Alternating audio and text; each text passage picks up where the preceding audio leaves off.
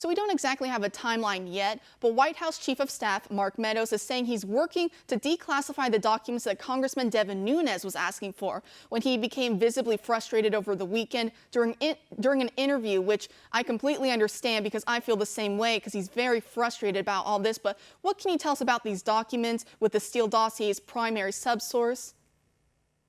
So that is what Devin Nunes is trying to get.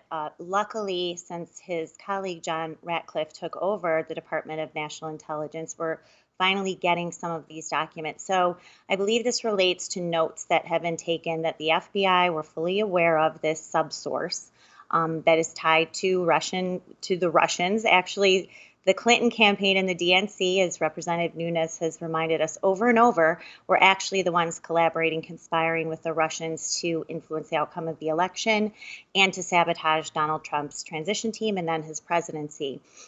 So, yes, you could see that he was getting very frustrated. As he reminded people, he's been dealing with this for 4 years. It was September of 2016 when he was first alerted about this scam. And as we know, the Democrats and the media have tried to destroy Representative Nunes, even going after his family in service of trying to stop him from getting the information to the American public that we're entitled to get. And so he keeps pushing to get these documents. I believe that we will.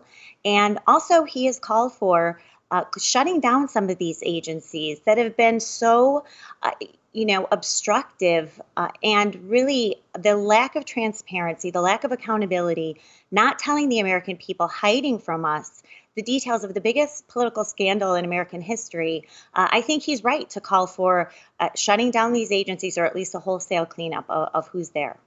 I completely agree with that. However, what concerns me is because just a couple years ago, it was General Michael Flynn, and when he was being appointed to the incoming Trump administration, one of his goals was to slim down the National Security Council, and we saw how that played out. It put a giant target on his back for Obama, his administration, and their henchmen to kind of go after him. What are we kind of seeing this cabal almost in D.C. of national security agencies going after law-abiding citizens for their own political purposes? We've seen the Senate Minority Leader Chuck Schumer.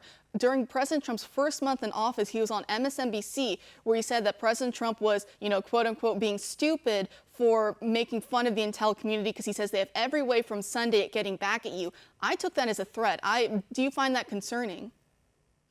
It is highly concerning. What's even more concerning, though, is the lack of interest by the media and Democratic Party and Never Trump Republicans, who I write about in my book, who have been complicit in this Russian collusion hoax, while at the same time covering up some of the most egregious abuses of power that our country has ever seen. I mean, this is not okay. And if they can weaponize it against Donald Trump, his family, his administration, powerful Republican lawmakers, they'll do it to anybody. And we've seen that. The people that were entangled in the Robert Mueller probe, whose lives were practically destroyed, they went bankrupt. Michael Flynn almost lost his home, or I believe lost his home. And so these are innocent people who were targeted, who continue to be targeted.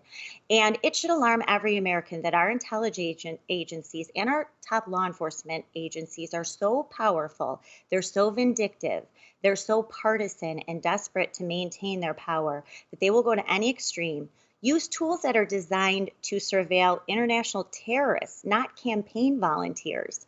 And so, the lack of interest, the cover up that the media continues to do in service of people like John Brennan, James Comey, Andrew McCabe, Jim Clapper, and now some of the holdovers. I mean, you're seeing a lot of criticism now, justifiably so, of Gina Haspel. And I know that Representative Nunes and others have been calling her out specifically, too.